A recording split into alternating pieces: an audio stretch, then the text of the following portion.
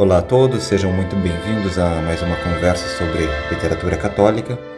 Que a Santíssima Virgem, sob o título de Nossa Senhora do Santíssimo Sacramento, nos acompanhe sempre.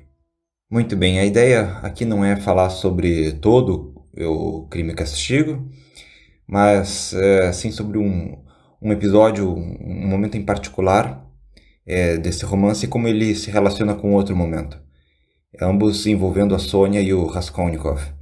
Bom, uma das maiores lutas do Dostoiévski, principalmente nos seus últimos 5 romances, ali no Os Demônios, O Crime e Castigo, O Idiota, O Adolescente e Os Irmãos Karamazov, uma das maiores lutas dele é contra uma ideia que ele considerava extremamente nociva, que é a ideia, ou a ilusão, vamos dizer, de que em prol do amor por uma humanidade genérica, fosse permitido algum mal contra um indivíduo em particular, por mais desprezível que esse indivíduo fosse.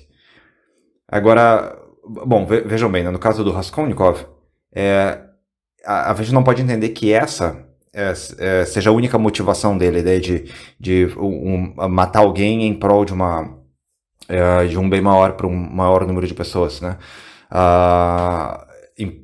Ou seja, não foi somente por isso que ele mata a velha, que ele matou a velha Elizaveta, né? Não é totalmente exato entender que essa é a única motivação dele. Isso porque o Raskolnikov, ele nas aflições, nos monólogos, na febre dele, enfim, ele vai antes e depois do crime apontando para mais de um motivo.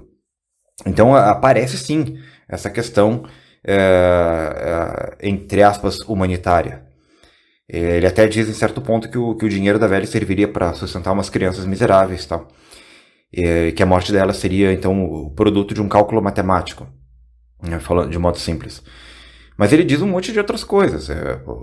Por exemplo, a questão de experimentar, de matar por experimentar a sua própria capacidade de transcender as normas morais, né, aceitas pela maioria das pessoas.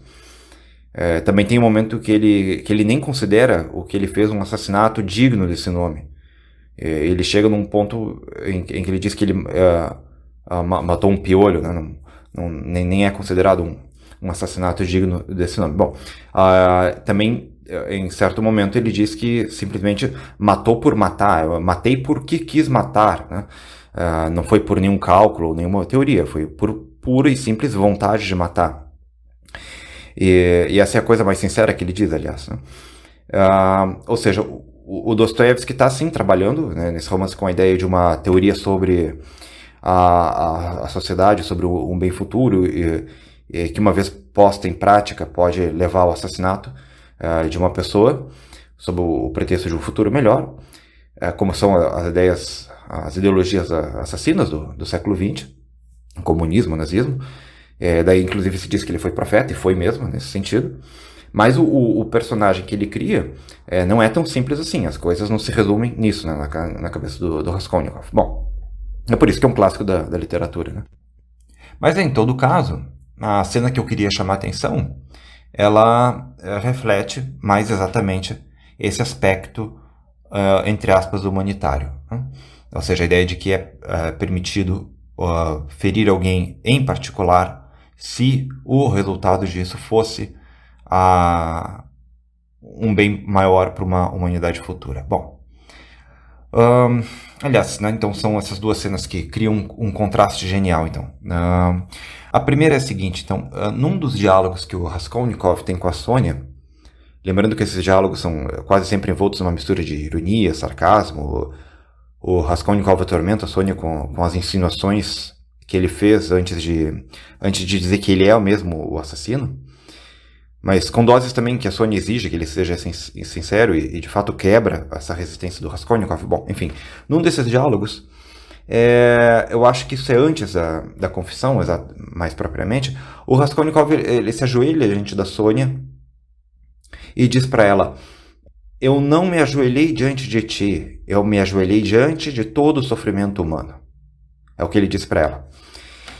Mais tarde, quando Raskolnikov confessa que matou a velha, é a Sônia que se ajoelha diante dele, só que ela diz assim: agora não há ninguém mais infeliz do que tu neste mundo. Então vejam o contraste que o Dostoiévski cria. A Sônia, que embora fosse uma prostituta, preserva um fundo incorrupto em si, é um fundo de pureza, ela tem um gesto de amor ao próximo real, como uma pessoa em particular, e diz, agora não há ninguém mais infeliz do que tu neste mundo, falando para o Raskolnikov. E o Raskolnikov se ajoelha diante de uma humanidade genérica. Isso ele diz, eu não me ajoelhei diante de ti, eu ajoelhei diante de todo o sofrimento humano. Não é? Então, não só essa ilusão de amor que ele tem pela humanidade, mas o próprio assassinato, ele demora a reconhecer como tal. Então, ele diz para si mesmo, o que eu matei não foi um princípio, não foi uma pessoa, foi um princípio. Ou seja, reparem, ele não apenas tem dificuldade em lidar com o amor dirigido a uma pessoa em real, mas o próprio assassinato dele ele não entende como lidando com pessoas particulares. Ou seja, apesar de que o Raskolnikov seja mais complexo do que isso, o Dostoiévski ele trabalha muito claramente com essa diferença entre a relação com pessoas reais e com a humanidade abstrata. E essas duas cenas, elas não estão muito afastadas no romance, mas elas às vezes não se costuma tratar elas em conjunto e me parece que um contraste evidente entre essas duas atitudes, alguém que está olhando para uma humanidade genérica e alguém que está olhando para um indivíduo em particular. O exemplo mais perfeito disso, no que se refere à obra do Dostoiévski, ele vai fazer nos Irmãos Karamazov, contrapondo aí o Ivan Karamazov, em parte com o Alyosha, em parte com o Dmitri, né, principalmente no final. Mas muito bem. Então, por hoje era isso, só queria comentar essas duas cenas que criam esse contraste no Crime e Castigo. E é isto.